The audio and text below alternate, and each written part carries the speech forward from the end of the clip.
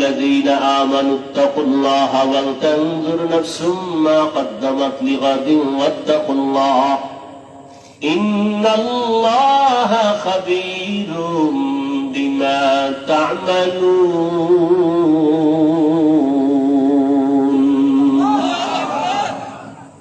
মুমিনদের আল্লাহ বলেন, তোমরা আমাকে ভয় করো, তাকওয়া অর্জন করো, এবং তোমার একটা সামনের জীবন আছে, ওই জীবনের জন্য তুমি কি অর্জন করেছো একটু চিন্তা করো, হিসাব মিলাও। ওয়াত্তাকুল্লাহ, আল্লাহ আবার বলেন আমাকে ভয় করো। ইন্নাল্লাহা খাবীরুম বিমা তা'মালুন, তুমি যা করো সব বিষয় আমি আল্লাহ অগ্রিম সব জানি। দুনিয়ার সবাইকে ফাঁকি দেওয়া যায়, আল্লাহকে কখনোই ফাঁকি দেওয়া যাবে না। রহমতের নবী বলেন, দুনিয়া সিজনুল মুমিন ওয়া জান্নাতুল কাফির, দুনিয়াটা মুমিনদের জন্য জেলখানা, মুসিবতের জায়গা। বেঈমান দুনিয়াদার যারা, এদের জন্য বালাখানা, শান্তির জায়গা। যত শান্তি দুনিয়াদার দুনিয়ায় পাবে, মরণের পরে আর শান্তি নাই, অশান্তি শুরু হবে, শেষ হবে না। দুনিয়াতে যত কষ্ট মুমিন দুনিয়াতে পাওয়ার পরে, এদের মরণের পরে শান্তি শুরু হবে, আর কখনো শেষ হবে না।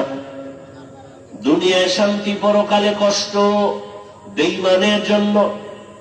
দুনিয়ায় কষ্ট, পরকালে শান্তি মুমিনের জন্য। কারণ আল্লাহ বলেন দুনিয়াটা পরীক্ষার হল। এই দুনিয়ায় যার ঈমান যত তাজা, তার মুসিবত তত বড়। দুনিয়াতে সব থেকে বড় ঈমানওয়ালা, তাজা ঈমানওয়ালা নবী রাসূলগণ, তাদের জন্য দুনিয়াটা বড় মারাত্মক ছিল, পরীক্ষা বড় কঠিন ছিল। আল্লাহ পাক বলেন, আমি দুনিয়ায় তোমাদের পাঠাবার একমাত্র কারণ আখিরাতের ফসল কামাই করবা।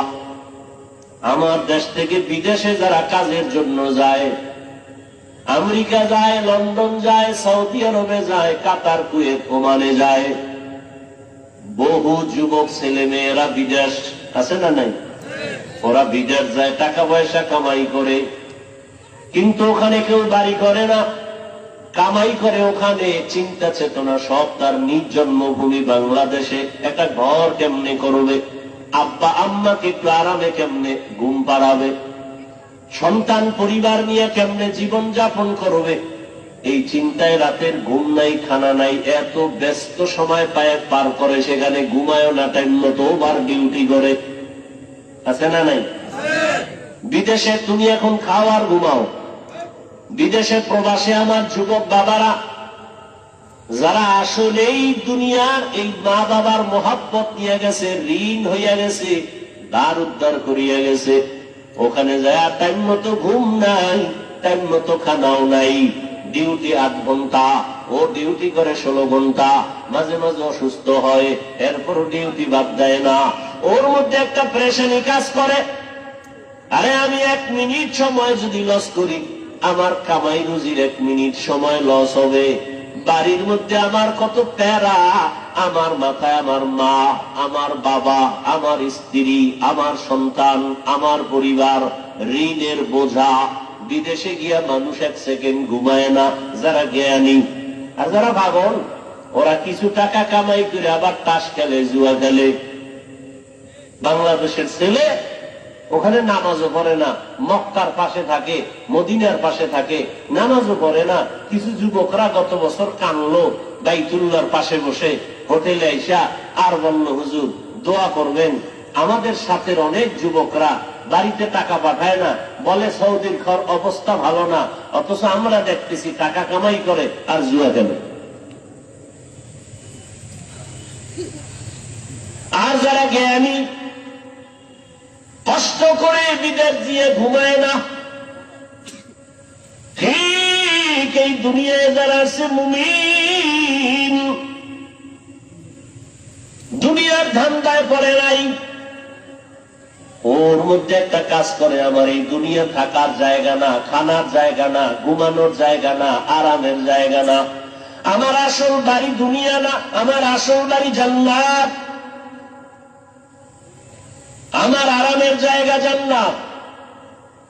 আমি দুনিয়াতে আসছি কেন? ঘুমানোর জন্য না, খানার জন্য না। দুনিয়াতে আসার একমাত্র কারণ আমি আসি জান্নাতের বাড়িটা সুন্দর করার জন্য। আমি দুনিয়াতে আসি আমার আব্বা আম্মাকে দেখা দেখা জান্নাত কামাই করার জন্য। আমি দুনিয়াতে আসছি আল্লাহর হুকুম মতো জীবন চালাইয়া আখিরাতের ময়দানে বাহাদুরের মতো বিনা হিসাবে জান্নাতে ঢোকার জন্য। এ কারণে আমার আল্লাহ বলেন, ও বান্দা, দুনিয়ার মধ্যে থাইকা আখিরাতের ফসল কামাই করো, কারণ অন্য কোন জগৎ নাই আখিরাতের ফসল কামাই করার। আর দুনিয়া মাজরাতুল আখিরাহ, দুনিয়াতে থাকি আখিরাতের ফসল কামাই করো। তার মানে তুমি যে দুনিয়ায় থাইকা মা বাপ বাদ দিয়া, ছেলে মেয়ে বাদ দিয়া, বিবাহ শাদী বাদ দিয়া, ব্যবসা বন্ধ করে শুধু জিকির করবা এটা না। বান্দা, তোমাকে আমি 24টা ঘন্টার একটা পর্দা লাগাই দিছি, রাত আর দিনের পর্দার মধ্যে তোমার জীবনটাকে আটকায় দিলাম। দিন রাত 24টা ঘন্টা দিলাম। কখনো দিন হবে বড়, রাত ছোট, আবার কখনো রাত হবে বড়, দিন ছোট। তুলিজুল লাইলা ফিন নাহার ওয়া তুলিজুন নাহারা ফিল লাইল ওয়া তুখরিজুল হাইয়া মিনাল মাইয়িতি ওয়া তুখরিজুল মাইয়িতা মিনাল হাইয়্যি ওয়া তারযুকু মান তাশাউ বিগাইরি হিসাব। এই মোনাজাত দিয়ে তুমি হ্যাঁ, হুজুরের মজার মিডা মিডা ভালোই লাগে না?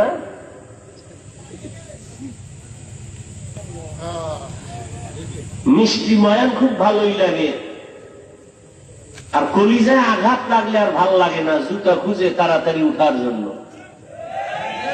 হ্যাঁ, আল্লাহ হেদায়েত দান করুন। উঠা বসা করলে আমি দোয়া করে দেই। এত কষ্ট করে আনছেন দাওয়াত দিয়া, সময়কে নষ্ট করেন কেন? অবমূল্যায়ন করেন কেন? ভালো লাগে না, আসছেন কেন? এটা তো এমন প্যান্ডেল না যে জোর করে বসতে হবে, টিকিট দিয়ে বসতে হবে, উঠে গেলে টাকা মিস।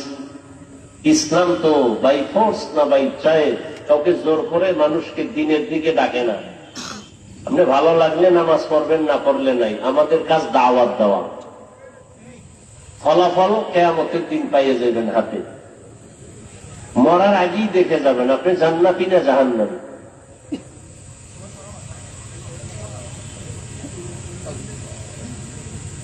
আল্লাহ হেদায়েত দান করুন। কয়দিনের হায়াত এই যুবক?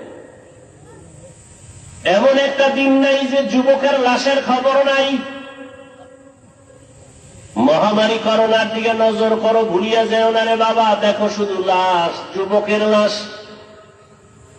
গাড়ি অ্যাক্সিডেন্ট হয়ে যত লাশ দেখো, অধিকাংশ যুবক। পানির নিচে যত মরণের লাশ দেখো, অধিকাংশ যুবক। এই যুবক বাঁচতে চায় বেশি দিন, হাতের মধ্যে অস্ত্র লইছে, মরণের অস্ত্র, মানে তাড়াতাড়ি মরবে। বাঁচতে চাও বেশি দিন, কিন্তু হাতের মধ্যে অস্ত্র কি? বেশি দিন বাঁচার না দ্রুত মরার? অস্ত্রটার নাম কি? মোবাইল। তোমাকে দ্রুত মেরে ফেলবে। তুমি যদি বেঁচে থাকো, বিছনায় পড়ে ভোগতে থাকো, সেই বাঁচার লাভ কি?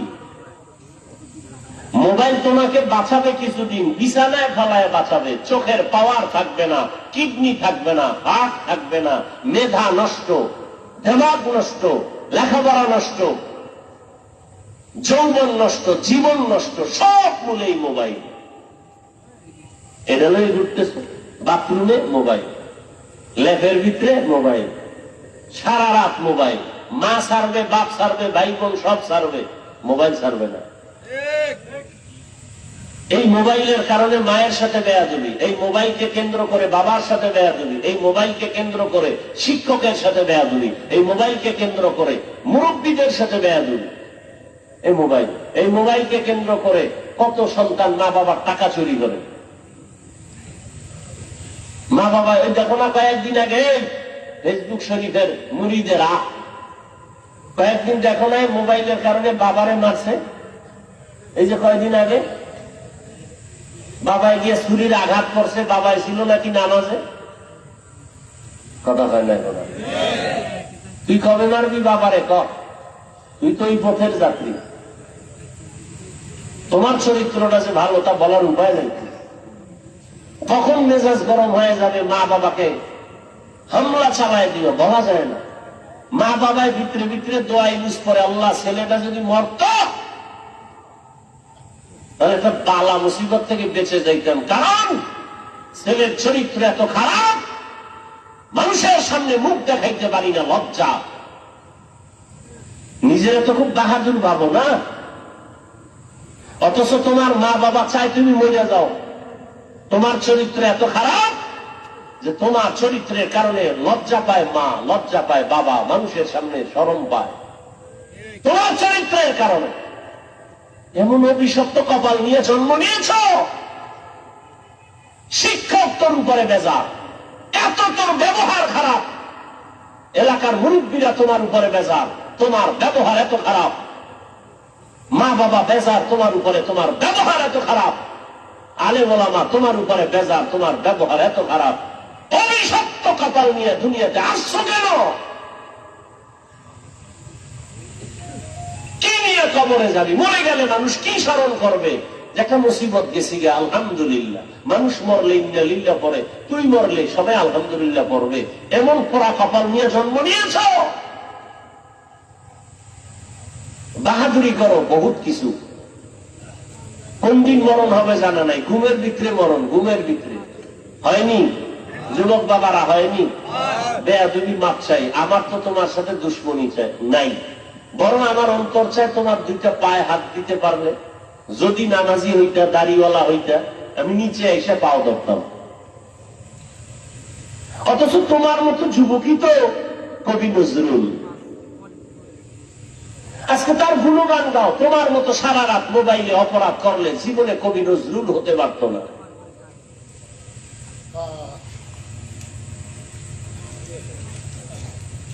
আল্লাহ তোমারে কি না দিছে বলো? তুমি ডাক্তার হও, কে তোমাকে নিষেধ করে? ইঞ্জিনিয়ার হও, তুমি প্রফেসর হও, তুমি এমপি হও, মন্ত্রী হও, এসপি হও, ডিসি হও, ওসি হও, তবে বেয়াদব হইও না, বেয়াদব হইও না।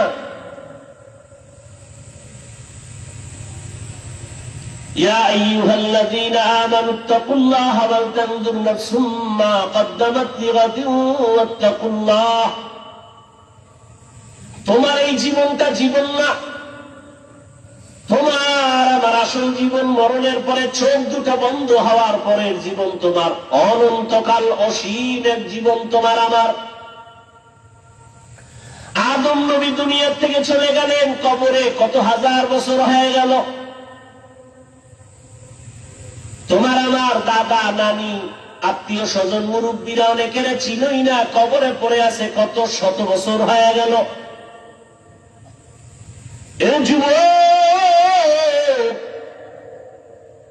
তোমার মতো কত যুবক জেনারেল লাইনে থাইকাও আখিরাতের ময়দানে দৌড়াচ্ছে বারবার।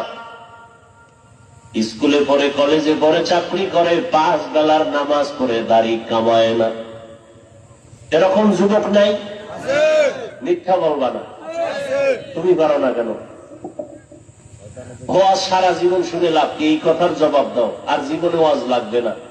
তোমার মতো যুবক যদি স্কুল কলেজে পড়ে, 5 বেলার নামাজ পড়ে, জবাব দাও তুমি পারো না কেন? আর ওয়াজের দরকার নাই, ওয়াজ তোমার এটাই যথেষ্ট। তুমি পারো না কেন?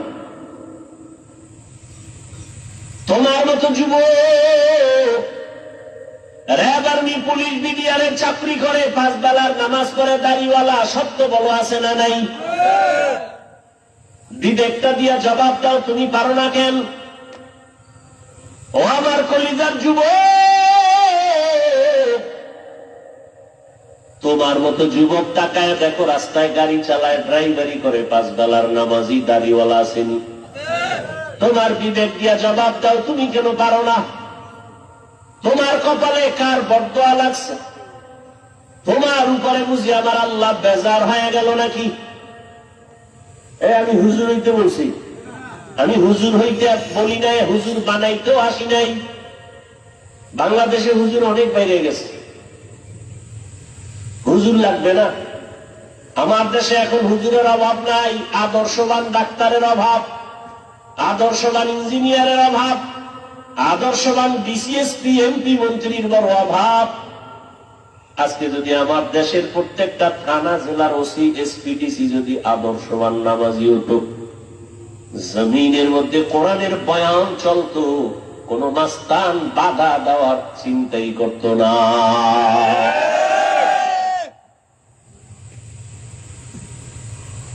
তোমরা স্বাধীন স্বাধীন করো স্লোগান দাও না, দেশ স্বাধীন। দেশ স্বাধীন হলে চট্টগ্রামে আইনজীবীর গলায় ছুরি চালানো হয় কেন? দেশ স্বাধীন হলে বাড়ি ঘরে আগুন লাগে কেন? দেশ স্বাধীন হলে বক্তার ওয়াজে বাধা কেন এখনো? আলহামদুলিল্লাহ আমারটাই দিতে পারে না, আমি তো ওপেন ঘোষণা দিছি, যারা ওয়াজে বাধা দিব ওদের নাম লিস্টি করে আমাকে দাও এবং কি বলতে চাই রেকর্ড করে ফেলো। ওই জালেমের বিরুদ্ধে আমি আবার নতুন ভাবে বাংলাদেশে আন্দোলনের ডাক দিব। নতুন ভাবে আন্দোলন হবে সমস্ত জালেমের বিরুদ্ধে। চরমনের মাঠে বলে আসছি না, দুই গরুয়ে ধান খায়, মালিককে ব্যাগ দিয়ে একটার উপরে বাড়ি মারছে আর একটা দৌড় দিছে। মালিককে তোরে তো বাড়ি দিলে দৌড় দাও কেন? এর পরের সিরিয়াল আমার। হ্যাঁ, কারো বিপদে লাফাইও না, নিজেও গাঁটটি রেডি রাখো। আলেমদের সাথে বেদবি করবা, গাঁটটি রেডি রাখো।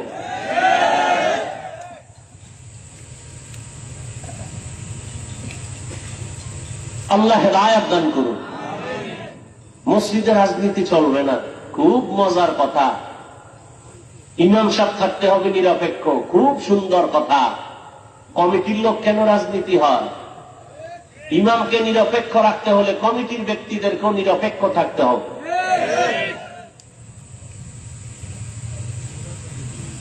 আর উলামায়ে কেরাম যদি রাজনীতির কথা বলে, পবিত্র কোরআনের আয়াত দিয়া কথা বলবেন, পচা ধান্দাবাজি চান্দাবাজির কথা বলবেন না। যদি কেউ বলে ইসলামের রাজনীতি নাই, তার ইমানই তো চলে যাবে।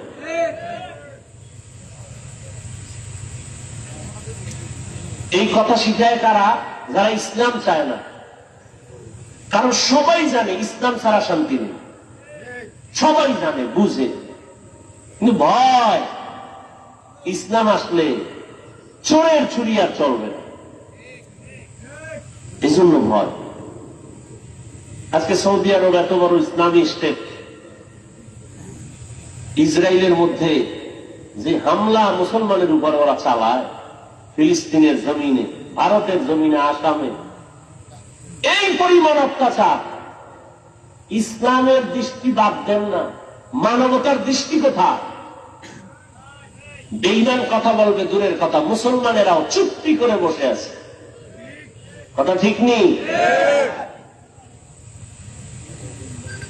আমরা যে একটু চিল্লাই, হুজুর গো ধাক্কায় চিল্লাই, ইমানের ভাবার তো নাই।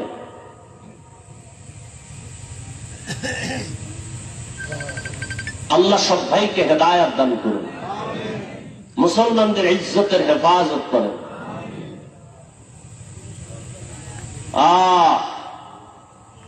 বাংলাদেশের মানুষ মনে করে আমরা তো নিরাপদে আছি, মায়ের কোলে, কোনো টেনশন নাই। ঝড় তুফান যদি শুরু হয়ে যায় আর দিবে না। বাংলাদেশ সাইজ করতে ওকে আঙ্গুলের একটা টোকাও লাগবে না, ওরা এটা সিরিয়ালের বাইরে রেখে দিচ্ছে। আপনি মনে করেন অনেক অজমা আফিল মাদ্রাসা মসজিদ, এখানে আর দুর্বল করবে কে? এই বাংলাদেশে ইসলামের ক্ষতি তো কোনো হিন্দু করে নাই, হিন্দু দাঁড়ায় বলে নাই হুজুর গো পিটাও, খ্রিস্টান এসে বলে নাই মাদ্রাসায় আগুন লাগাও। ইসলামের 12টা তো মুসলমান নামদারি মুনাফেকরা বাজাইছে। এই যে আমি কথাগুলো বলছি, আপনারা শুরু থেকে শুনছেন, ঠিক এই বয়ানটা আগামী জুমায় কোন ইমাম সাহেব করুক না মসজিদে, বলবে হুজুর 1 মাসের জন্য বাড়িতে বেড়াই। কারণ কি? ওই যে শিয়ালের হাতে মুরগি, আল্লাহ হেদায়েত দান করুন। হ্যাঁ, পরকাল জিন্দেগির জন্য কি হিসাব মিলাও রে বাবা।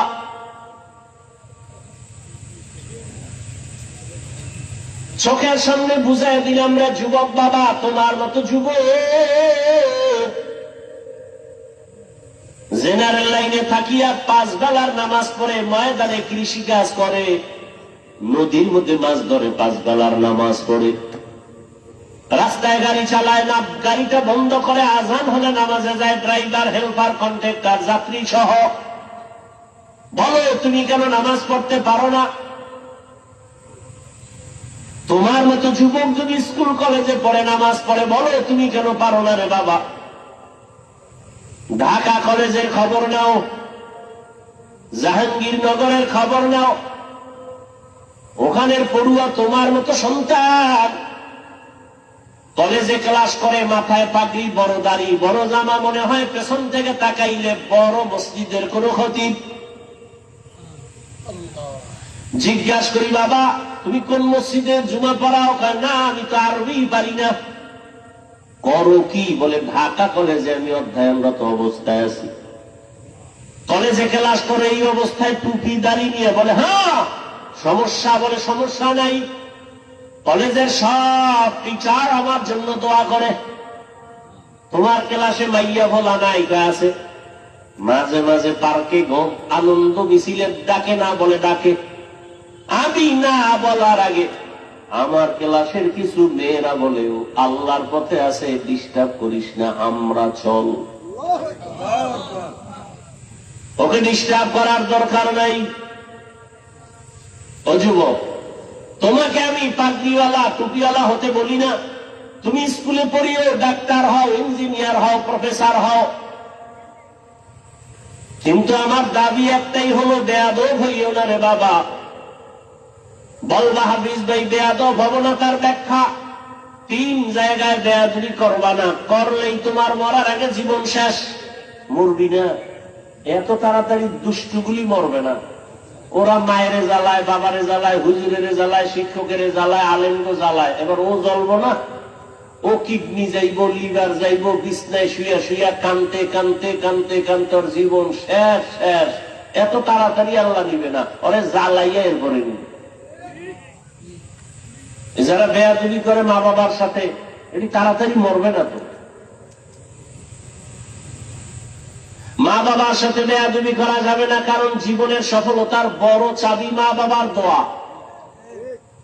এই চেয়ারে বসছি আল্লাহর কসম, মা বাবার চোখের পানি দোয়া না থাকলে এখানে বসা যাইত না রে বাবা। তবে আমার আব্বা আম্মা দোয়া করেছেন, কান্না করেছেন, আল্লাহ সম্মান দিছেন, তবে আমাকে মা বাবা হাতে ধরে আমাকে বয়ান শিখান নাই, দস্তখত শিখান নাই। আমি দস্তখত দেই, কথা বলি, বয়ান করি, এগুলো আমার মা বাবা শিখান নাই, হাতে কলমে ধরে এগুলো শিখাইছেন আমার উস্তাদ, আমার শিক্ষক। অতএব শিক্ষকের সাথে যদি বেয়াদবি করো রে ছাত্র, জীবনের লেখাপড়ার দরজা থেকে তুমি ধ্বংস হয়ে যাবে। বহু রাস্তায় মাঝে মাঝে পাগল দেখি, অর্ধুলাঙ্গ পাগল, ইংলিশে কথা বলে, আরবিতে কথা বলে। পাগল আবার ইংলিশ কেন কয়? পাগল ইংলিশ বলে না, বরং ইংলিশ পড়নেওয়ালা ছাত্রটাই বেয়াদবি করে পাগল হয়ে গেছে। বানায় বলতেছি, এরকম পাগল দেখছো? আরবিতে কথা বলে অথচ পাগল। হিসাব করে দেখলাম বেয়াদবি করে পাগল হয়ে গেছে। এই জন্য মা বাবার বরদোয়া বড় কঠিন, শিক্ষকের বরদোয়া কঠিন। 3 নাম্বার, উলামায়ে কেরাম মুরব্বীদের সাথে বেয়াদবি করলে জীবন ধ্বংস, চরিত্র ধ্বংস হয়ে যাবে। কোনদিন কোন মা বাবা সন্তানের জন্য বরদোয়া করে না, লিখে রাখো ভালো করে। কোনদিন কোন শিক্ষক ছাত্রের জন্য বরদোয়া করে না, কোন আলেম কোনদিন কোন উম্মতের জন্য বরদোয়া করে না। বরদোয়াটা এসে যায় তোমার আচরণে কষ্ট পায় যদি মা বাবা বলে আহ, বাস এতটুকুই যথেষ্ট তোর কপাল পোড়ার জন্য। তোমার আচরণে কষ্ট পেয়ে যদি শিক্ষক বলে আহ, তোমার কপাল পুড়তেই নিঃশ্বাসটাই যথেষ্ট। আল্লাহ হেদায়েত দান করুন। সব কিছুর মূলে এত বয়ান, এত বয়ান, এত বয়ান। ও যুবক বাবা মুসলমান, তোমাকে বয়ান করবো কেন? আজকে তো বয়ান করার প্রয়োজন। ওলামায়ে কেরামের চট্টগ্রামের পাহাড়িয়া জঙ্গলের ভেতরে খ্রিস্টান মিশনারিরা ভেজাল করে। আজকে তো ওলামায়ে কেরাম বেশি বেশি বয়ান করবেন, পঞ্চগড়ে টাকা দিয়ে কাদিয়ানি বানায়। কিন্তু এক সেকেন্ড পঞ্চগড়ে যাওয়ার সময় নাই, 12টা মাস দিন নাই রাত নাই, গাধার মতো দৌড়াই সারা দেশে, পায়ে ধইরা ধইরা বয়ান করি। একজনকেও বলি না আমার দলে আসো, পাও ধরে ধরে ধরে ধরে বিনয়ের সাথে বয়ান করি। ও মা বোনেরা, ও বাবাজিরা, ও বৃদ্ধ বাবাজি, ও যুবক বাবারা, আমি পাঁচকল্লি পড়েছি, তোমরাও পড়ো, একবারও বলি না। আমি কওমি মাদ্রাসায় লেখাপড়া করেছি, তোমরাও কওমিতে যাও, একবারও বলি না। আমি পীর সাহেবদের মুরিদ, তুমি পীরের কাছে যাও, একবারও বলি না। আমি তাবলিগের লাইনের সন্তান, তুমিও তাবলিগে যাও, বলি না। কি বলি বাবা? মা বাবার দোয়া নিয়ে চলো, শিক্ষকের নেক নজর লাগায় চলো, ওলামায়ে কেরামের দোয়া নিয়ে আগাও। ডাক্তার হবা তো সম্মানের ডাক্তার হও, ইঞ্জিনিয়ার হবা দেশব্যাপী সম্মানিত ইঞ্জিনিয়ার হও, প্রফেসর হবা তো দেব জোড়া সম্মানের প্রফেসর হয়ে যাও। এমন ডাক্তার আমার দেশে আছে যে বিদেশওয়ালারাও তাকে হায়ার করে নিয়ে যায় টাকা চিকিৎসার জন্য। এটা সম্মান না? আল্লাহ তোমারে পারে না? পারে না? মা বাবার সাথে বেদবি করো, আরো আগে বাড়বে। লিকুল্লি শাইইন যিনাতুন ফিল ওয়ারা ওয়া যিনাতুল মারই তামামুল আদাবি আজ খুদা খাহিম তৌফিক আদব বেআদব মাহরুম গাশ আজ ফজলে রা। সব কথার মূলে আল্লাহর ভয় নাই। যদি আল্লাহর ভয় থাকতো, ওরে ভাই আপনারাও মুসলমান, আমিও মুসলমান, খেয়াল করেন, কষ্ট হয়? আপনাদের আল্লাহ, আমার আল্লাহ দুইজন। জবান খুলে বলেন কয়জন? আপনাদের নবী আমার নবী বলেন।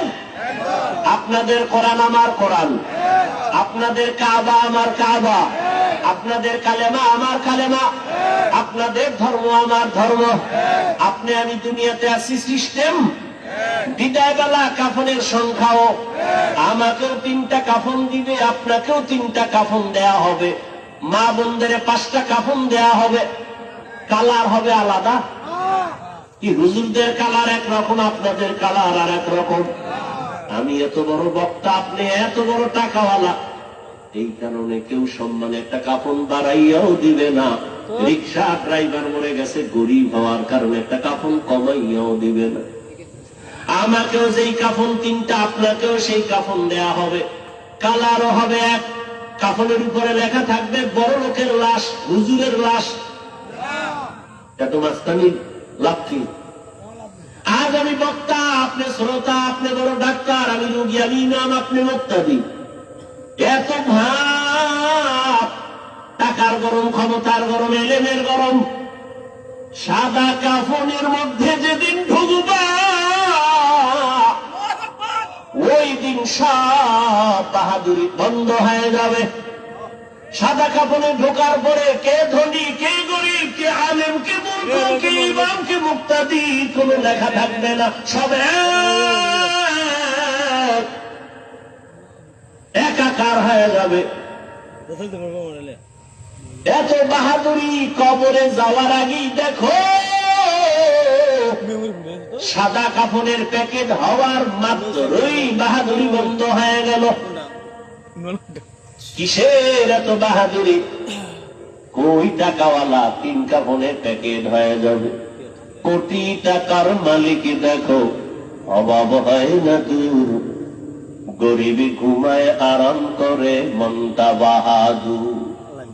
ফেরাউনের লাশটা দেখো মিশর জাদু ঘরে, খায় না মাটি পোকা মাছি, সবাই ঘৃণা করে।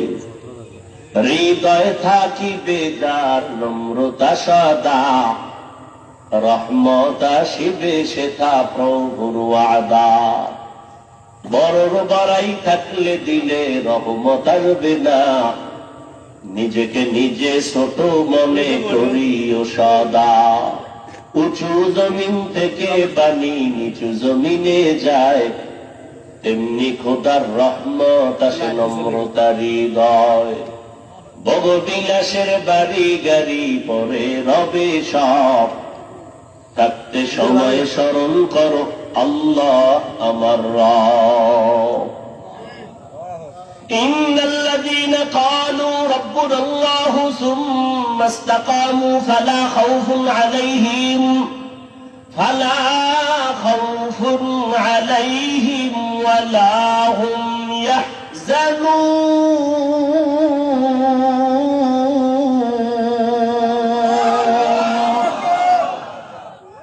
যে ব্যক্তি আমার আল্লাহকে রব বলে স্বীকার করবেন এবং ওই রবকে মানিয়া জীবনটা চালাবে, আল্লাহ বলেন তোমার দুনিয়ায় পেরেশানি নাই, আখিরাতেও ভয় নাই, আমি আল্লাহ কুদরতের দ্বারা তোমাকে বিনা হিসাবে জান্নাত দিয়া দিব। আতিনা ফি দারে দুনিয়ানা হাসান, আতিনা ফি দারে উকবানা হাসান, ইয়া গিয়াসাল মুস্তাগীসিন ইহদিনা লিফতিখারা بالعلوم والغنى। ہر گوڑی دینے کو تو تیار ہے، جو نہ مانگے اس سے تو بیزار ہے۔ আপনারাও মুসলমান, আমিও মুসলমান, আপনার আমার আল্লাহ এক, নবী এক, কোরআন এক, কাবা এক, ধর্ম এক, কালেমা এক, দুনিয়াতে আসছি তাও এক, কাফনের কালার এক, সংখ্যাও এক, কবরের সাইজও হবে না। আপনাদের এলাকার কবর এক হাত বড়, কবরে রাখার পরে কবরের প্রশ্ন করা হবে কয়টা? তিনটা, তাও এক। আমাকেও যেই প্রশ্ন, আপনাকেও সেই প্রশ্ন। রবের পরিচয় দাও, ধর্মের পরিচয় দাও, রাহমাতুল আলামিনের পরিচয় দাও। আপনিও মুসলমান, আমিও মুসলমান, আপনার আমার আল্লাহ এক, নবী এক, কোরআন এক, কাবা এক, ধর্ম এক, কালেমা এক। অথচ আপনাকে পাও দুটা বয়ান করা লাগবে কেন? বরং বয়ান করার পরেও তো দেখি আমি টুপি খুলতে চাই না। আপনি কেমন মুসলমান যে টুপি দিতে চান না? আমি পাও ধরে ধরে বলি ভাইজান দাড়িটা লম্বা করেন, আমি দাড়ি কাটতে চাই না। আপনি কেমন মুসলমান যে দাড়ি রাখতে চান না? আমিও মুসলমান, আপনিও মুসলমান, আমি মসজিদে না ঢুকলে লজ্জা পাই। আপনি কেমন মুসলমান যে মসজিদে ঢুকতে গেলে লজ্জা পান? আমিও মুসলমান, আপনিও মুসলমান, আমি বেপর্দায় চলতে গেলে লজ্জা পাই। আপনি কেমন মুসলমান যে পর্দা করতে গেলে লজ্জা পান? কপাল বুঝি পুড়িয়ে গেছে রে যুবক।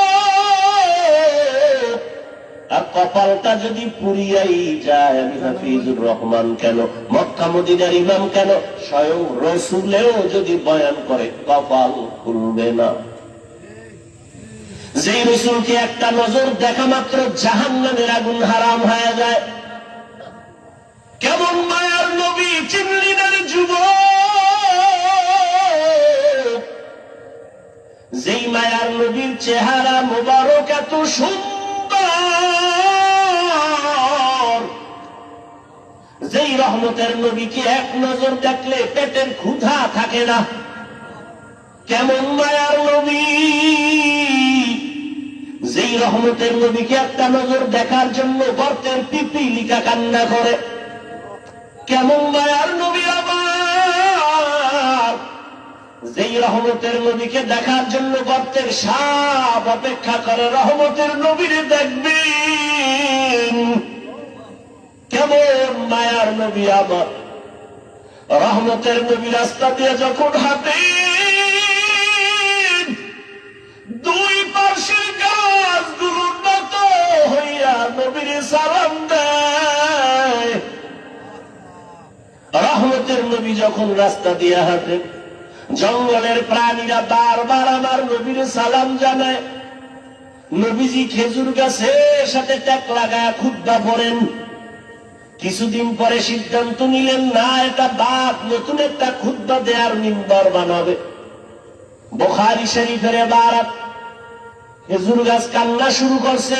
সাহাবায়ে কেরাম বলেন, মানুষের কান্নার মতো খেজুর গাছ থেকে, মরা খেজুর গাছ থেকে কান্নার আওয়াজ।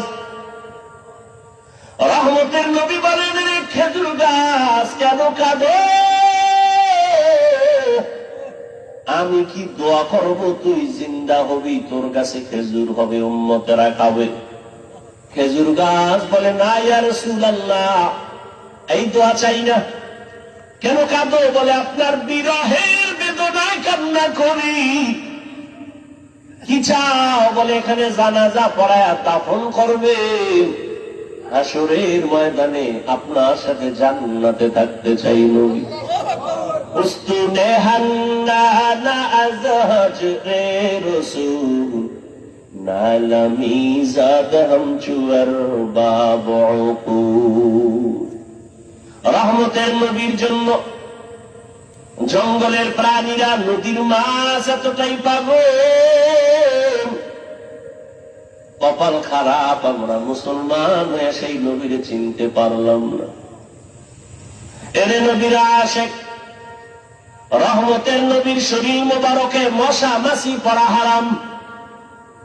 আম্মা জান আয়েশা রাদিয়াল্লাহু আনহা বলেন, নবীর শরীর মোবারকের ঘাম আমি বোতলে ভরে রাখতাম, আতর হিসাবে আমরা নবীর ঘাম ব্যবহার করতাম। কেমন রহমতের নবী আমার! আজও সেই নবী মদিনাতুল মুনাওয়ারা জিন্দা নবী, উম্মতের মায়ায় কান্না করে। এর নবীর উম্মতের দল আজ আমার নবীর বিরুদ্ধে এত অত্যাচার, এত ষড়যন্ত্র, মুসলমানের উপরে হামলা শুধু কালেমার কারণে, রহমতের নবীর উম্মত হওয়ার কারণে। না হয় ফিলিস্তিনের মুসলমানের অন্য কোন অপরাধ নেই। তুমি আজকে 3 বেলা খানা খাও, কত আরামে ঘুমাও। ফিলিস্তিনের মুসলমান রমাজান গেল, সাহারি খেতে পারে না, ইফতারি নাই। মায়ের সামনে সন্তানের জবাই করে, সন্তানের সামনে মা বাবাকে জবাই করে, ধর্ষণ করে। এরে সন্তান, ও মা বাবারা, একটা সন্তান অসুস্থ হয়ে গেলে তোমার ঘুম আসে না, সন্তান অসুস্থ, পাগল হয়ে যাও। অথচ ফিলিস্তিনের মুসলমানের অবস্থা দেখলে কোন মানুষ স্থির থাকতে পারে না রে বাবা। আসলে আল্লাহর ভয় অন্তরে নাই, নিজের মধ্যেই তো ইমানের দুর্বলতা। কয়দিন আর দুনিয়ার এই বাহাদুরি রে বাবা, এখনো সময় আছে, তওবা করো। দুনিয়াটা কিছুই না, চোখ বন্ধ করলে সব শেষ হয়ে যাবে।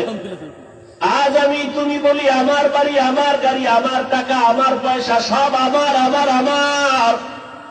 আজরাইল যেদিন হাজির হয়ে যাবে, দেখবা নিজের জামাটাও কিন্তু আর আমার থাকবে না। আমার জামা, আমার গেঞ্জিগুলো বেলেট দিয়ে কেটে কেটে রেখে দিবে তোমার আমার সন্তানেরা। আমার হাতের ঘড়িটা আরেকজনের হাতে দিয়ে বলবে এটা আমার। আমার মোবাইলটা আর আমার থাকবে না, আরেকজনের মালিক হয়ে বলবে এটা আমার মোবাইল। আমাকে 3টা কাফনে পেঁচাইয়া ঘর থেকে বিদায় করে দিবে। অন্ধকার কবরে নিয়ে যাবে। কই ছেলে, কই মেয়ে, কই বাড়ি, কই টাকা, সব আমার থেকে আলাদা হয়ে গেল। 3 কাফনের বাসিন্দা বানায়া জানাজা পড়ায়া কবরের দেশে নিয়ে রাখবে। এমন একটা জায়গায় কবর, যেখানে দিনের বেলাও যাইতে সবাই ভয় পায়। বাঁশবাগান বাড়ির পেছনের অংশ, ওখানে কেউ যায় না, সাপ বিচ্ছু থাকার গর্ত। কবরে রাখিয়া সবাই চলে যাবে, আর খবর নিবে না। তবে হ্যাঁ, যদি কিছু নেক আমল করে যাও, ভালো সন্তান রেখে যাও, কোরআন পড়নেওয়ালা, মাদ্রাসা মসজিদ রেখে যাও, আলেম ওলামা বানায় রেখে যাও, এদের দোয়া চলবে কবরে। তাও যদি না থাকে, কবরে আর কিছুই যাবে না রে বাবা। রহমতের নবী আম্মা জান আয়েশা বলেন, আমার হুজরায় বসে নবী গুনগুন করে কান্না করেন। আমি জিজ্ঞাসা করতাম, ইয়া রাসূলুল্লাহ, আমি আয়েশার কোন বেয়াদবির কারণে আপনি কান্না করেন? কয় না না। তো কেন আপনি কাঁদেন? আম্মা জান আয়েশার জবাবে রহমতের নবী বলেন, হাসরের ময়দানের ভয়ঙ্কর হালাত আমার যখন মনে পড়ে চোখের পানি ধরে রাখতে পারি না রে আয়েশা। হাসরের ময়দানটা কত যে ভয়ঙ্কর, আমার উম্মতের কি হালাত হবে আয়েশা। আম্মা জান বলেন, কেমন হালাত? নবীজি বলেন, হাসরের ময়দানে নারী আর পুরুষগুলো উলঙ্গ, সবাই উলুবে। নারীরা উলঙ্গ, পুরুষেরা উলঙ্গ দাঁড়াবে। সূর্যটা মাথার উপরে নেমে আসবে, সূর্যের গরমে জমিনটা তামা হয়ে যাবে। নাফরমানদের মাথার মগজগুলো ভাতের মারের মতো ফুটতে থাকবে। ওদিকে জাহান্নামের আওয়াজ, জাহান্নাম চিৎকার দিয়া বলবে, ও দয়ার মালিক, বেনামাজি গুলো কই, নাফরমান গুনাহগার গুলো আমার পেটে দাও। নবী বলেন, ওদিকে আমার আল্লাহ রাগান্বিত আওয়াজ দিয়া ফেলবেন, কুদরতের আওয়াজ দিবেন, বড় ভয়ঙ্কর আওয়াজ, লিমানিল মুলকুল ইয়াউম লিল্লাহিল ওয়াহিদিল কাহ্হার। নবীজি বলেন, আমার আল্লাহ এতটা রাগান্বিত কুদরতের আওয়াজ দিবেন যে হাসরের ময়দানটা থরথর করে কেঁপে উঠবে। জাহান্নামের আওয়াজ, এমন অবস্থা হবে যে নবীদের কোনো গুনাহ নাই, সে নবীরাও কান্না শুরু করবেন। আদম আলাইহিস সালাম কান্না করবেন, মূসা নবী কাঁদবেন, ঈসা নবী কান্না করবেন, ইব্রাহিম নবী কান্না করবেন, নূহ নবী কান্না করবেন। উম্মতেরা পাগলের মতো দৌড়াবে, কোথায় যাবে একটু পরিত্রাণ পাওয়ার জন্য। আদম নবীও বলবে, আমি পারবো না, যাও। কোন উম্মতের সুপারিশ করতে পারবো না। মূসা নবীও তাড়ায় দিবেন, ঈসা নবী তাড়ায় দিবেন। সর্বশেষ রহমতের নবী বলেন, আয়েশা, উম্মতেরা পাগলের মতো হয়ে যাবে। এক পর্যায়ে তারা আমি মুহাম্মদের তালাশ করতে থাকবে। আম্মা জান বলেন, ইয়া রাসূলুল্লাহ, উম্মতেরা ওই কঠিন সময় আপনাকে কোথায় পাবে? মায়ার নবী কাঁদেন আর বলেন, আয়েশা, ওই কঠিন সময় আমি একমাত্র আমার রবের সামনে সিজদায় পড়ে মাকামে মাহমুদে কান্না শুরু করব। মূসা নবী কাঁদবেন নিজের জন্য, ঈসা নবী কান্না করবেন নিজের চিন্তায়, আদম নবী কাঁদবেন নিজের চিন্তা। আর আমি মুহাম্মদ কান্না করব, একবার বলবো না আমার কথা, আমি বারবার বলবো, আমার উম্মতের কি উপায়? আমি আমার মাওলাকে বলবো, আমার উম্মতের খবর কি? আমার একটা উম্মত যেন জাহান্নামের আগুনে দেওয়া যায়, জাহান্নামের একটা সেকেন্ডের গরম সহ্য করতে পারবে না। আবার আল্লাহ তখন আমার কান্না সহ্য করতে পারবেন না, দ্রুত বলবেন, হে নবী, আপনি মাথা উঠান, আপনার কান্না আমি আল্লাহ সহ্য করতে পারি না। আমাকে তখন আমার আল্লাহ বলবে, যান, আপনার উম্মতগুলো বাছাই করে করে জাহান্নাম থেকে জান্নাতের পথে নিয়ে যান। আমি তখন অর্ডার পাইয়া আমার গুনাহগার উম্মতগুলো বাছাই করে করে করে করে হাউজে কাউসারের কিনারায় নিয়ে দাঁড় করাবো। কারণ সূর্যের গরমে পানির এত পিপাসা, এতটা কঠিন, আমার উম্মতগুলোকে আমি ধরে ধরে হাউজে কাউসারের কিনারায় নিয়ে দাঁড় করাবো। আম্মা জান আয়েশা বললেন, ইয়া রাসূলুল্লাহ, কোটি কোটি কোটি মানুষের ভেতর আপনার উম্মতের চিনবেন কিভাবে? মূসা নবীর উম্মত, ঈসা নবীর উম্মত, ইব্রাহিমের উম্মত কেমনে চিনবেন আপনারটা? নব রহমতের নবী বলেন, হে আয়েশা, আমার উম্মতেরা দুনিয়ায় যারা ওযু বানাইয়া 5 বেলার নামাজ আদায় করত, কিয়ামতের ময়দানে তাদের ওযুর জায়গাগুলো নূরের আলোতে ঝলমল করতে থাকবে। আমি দেখে দেখে ধরে ধরে বলবো,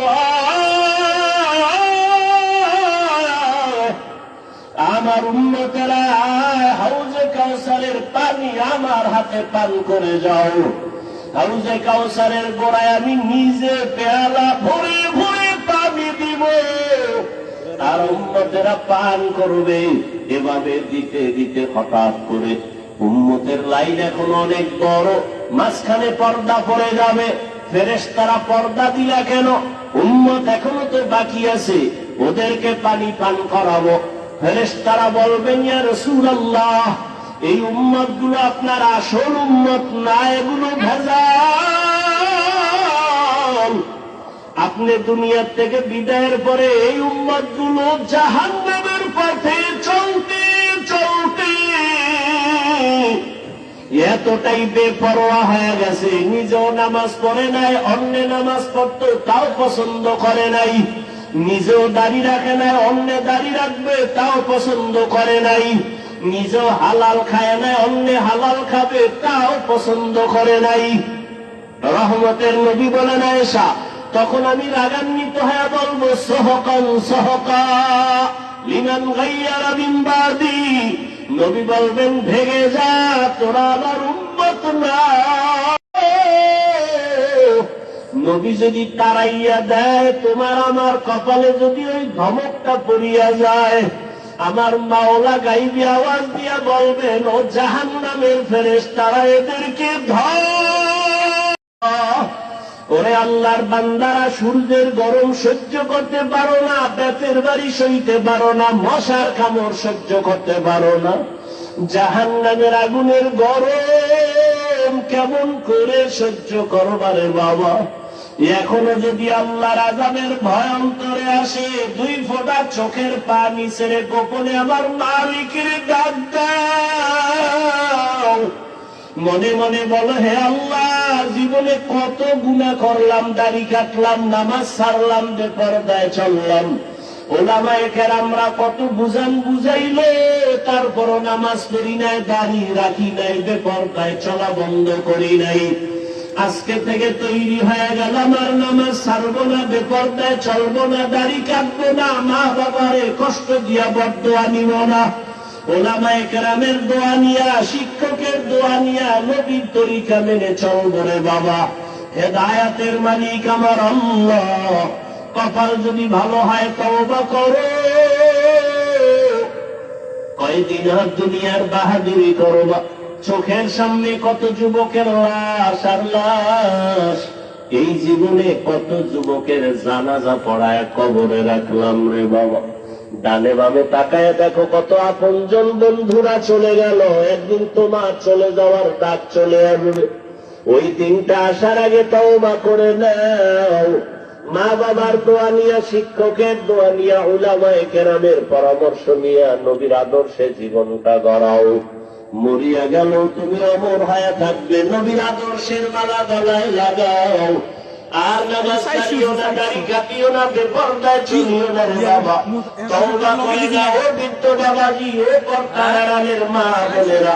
আপনার মতো কত মা স্বামীর মাল হেফাজত করে, পর্দা করে, নামাজ পড়ে, মোবাইলে সময় নষ্ট করে না। আপনারা কেন পারবেন না? নিজেও সঠিক পথে চলেন, স্বামীর মাল হেফাজত করেন, সন্তানটাকে আদর্শবান, কোরআন পড়নেওয়ালা ডাক্তার বানায় যান, ইঞ্জিনিয়ার বানায় যান। পড়ার পরে পরে সন্তান দোয়া করবে, নামাজ পড়বে, জীবনটা ধন্য হয়ে যাবে। ও আল্লাহর বান্দারা, তওবা করার মতো যদি অন্তর তৈরি হয়, মুনাফিকি অন্তরে যদি না থাকে, খাঁটি তওবার নিয়ত যাদের আছে, 2 হাত আমার আল্লাহকে দেখাইয়া দাও। আয় আল্লাহ, আমাদের হাতগুলো কবুল করে নেন, তওবা কবুল করে নেন, তওবার উপরে মজবুত হইয়া চলার তৌফিক দান করেন। আমিন।